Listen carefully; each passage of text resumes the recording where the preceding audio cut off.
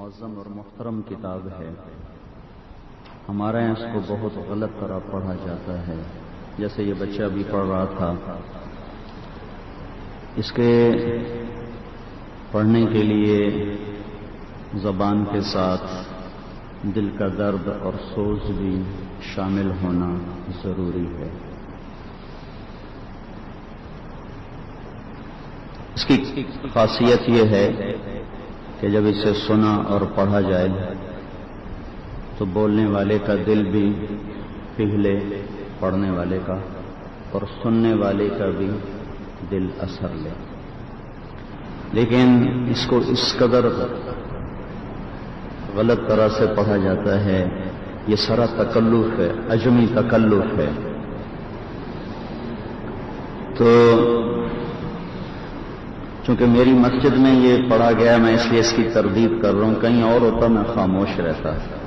یہ طرز پڑھنے کا ٹھیک نہیں ہے، پر اس بچے کا بھی قصور نہیں، شاید اس کو سکھایا ہی ایسے گیا ہوگا. اس کو سوز سے پڑھنا، دل کے اور منہ کی زبان کے ساتھ ملا کے پڑھنا، تاکہ جو اللہ کا فرمان ہے تقشعر منہ جلود الذین یخشون ربہم، جب یہ پڑھا جاتا ہے تو ایمان والوں کے رونگٹے کھڑے ہو جاتے. تو یہ بیچارہ بچہ تو زور لگا رہا ہے، تو اس کو تو پتہ ہی نہیں، وہ تو سارا اپنے گلے سے کام لے رہا ہے. یہ بچہ یا جو بھی پڑھتے ہیں، ایک تو ان کو پتہ ہی نہیں ہم پڑھ کیا رہے ہیں، اور اگر وہ اس طرز سے پڑھتے ہیں جیسے میں دور سے سنتا ہوا آ رہا تھا، تو وہ صرف الفاظ کو اپنے مصنوعی طریقے سے ادا کر رہے ہوتے ہیں، جس کی وجہ سے دل کا سوز اس میں شامل نہیں ہوتا. عبد الباسط رحمت اللہ علیہ کی یہ چلائی ہوئی ترتیب ہے، کوئی پسندیدہ نہیں ہے، ان کی زندگی کے ساتھ نبھ گئی. ہمارے قاریوں نے آج تک اس کو دھکا دیا ہوا ہے. اس کو جتنا سادہ طریقے سے پڑھا جائے گا اور جتنا اس کو دل کی کیفیت کے ساتھ پڑھا جائے گا، تو چاہے آپ کو نہ بھی سمجھ میں آئے تو آپ کے دل پہ اثر ہوگا. اور جیسا ہمارے ہاں پڑھا جا رہا ہے، ایسے سارے تو ایسا نہیں پڑھتے، کچھ بڑے فطری لہجے میں پڑھتے ہیں، بہت خوبصورت لہجے میں پڑھتے ہیں. اس میں کوئی تکلف نہیں ہوتا، ایک دم شور مچا کے اوپر چلے جانا، پھر نیچے ہو جانا، پھر آواز کو تیز کر دینا، پھر آہستہ کر دینا، پھر ایک دم گلا پھاڑ دینا، ایک سانس میں کئی آیات پڑھنا، یہ کمال سمجھے جاتے ہیں.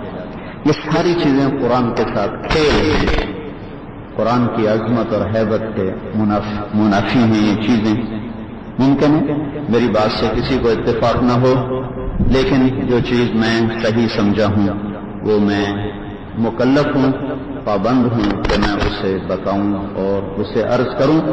ضروری نہیں کہ اس بات کے ساتھ اتفاق کیا جائے، لیکن چونکہ یہ جہاں میں نے بیٹھ کے بات کرنی ہے وہیں یہ تلاوت ہو رہی، تو اس کو میری تائید نہ سمجھا جائے.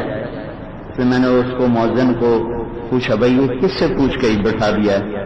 یہ تکلف اور یہ تصنع اور یہ بناوٹ، یہ انتہائی ناپسندیدہ چیز ہے، بہت ناپسندیدہ چیز. تو بہرحال بھائی سمجھ میں آئے تو بسم اللہ، نہ آئے تو رائے کا اختلاف تو ہوتا ہی ہے. ممکن ہے آپ بھائیوں کی اور رائے ہو، میری اور رائے ہو، تو اختلاف سے رائے کے باوجود بھی آپس میں الفت و محبت کا ہونا ضروری ہے. یہ میری رائے ہے. میں عرب کے بدوؤں کے ساتھ بیٹھا ہوں، قاریوں کے ساتھ بیٹھا ہوں، علماء کے ساتھ بیٹھا ہوں.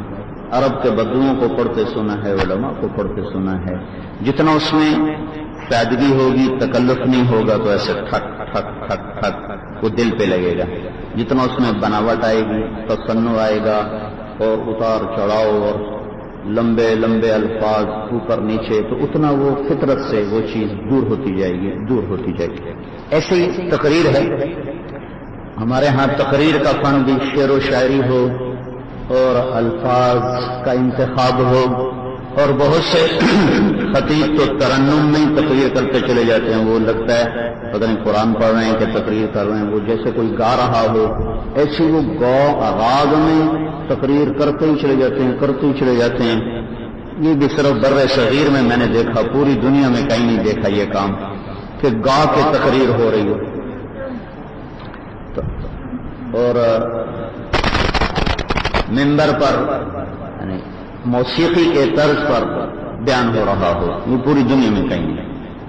ہاں قرآن کی آیت دیکھا، پڑھی تو انہوں نے اس کو ایک خوبصورت طریقے سے ترنم سے پڑھا، پھر اگلی بات کو انہوں نے سادگی سے کہا، لیکن یہ میں نے صرف یہاں بر صغیر میں دیکھا ہے کہ جو خطیب ہوتا ہے وہ گانے کے انداز میں بولتے چلا جاتا ہے، بولتے چلا جاتا ہے۔ یہ بھی انتہائی غیر فطری قسم کا طریقہ اور سلسلہ ہے، عرب میں نے یہ نہیں دیکھا، نہ یہ پوری دنیا کا یہ دستور اور طریقہ ہے۔ ہاں یہاں سے کچھ علماء اگر کہیں چلے گئے تو وہ وہاں اس طرز کو انہوں نے اپنایا، تو وہ پھر یہاں سے گئی چیز ہے، دنیا میں یہ کوئی نہیں ہے۔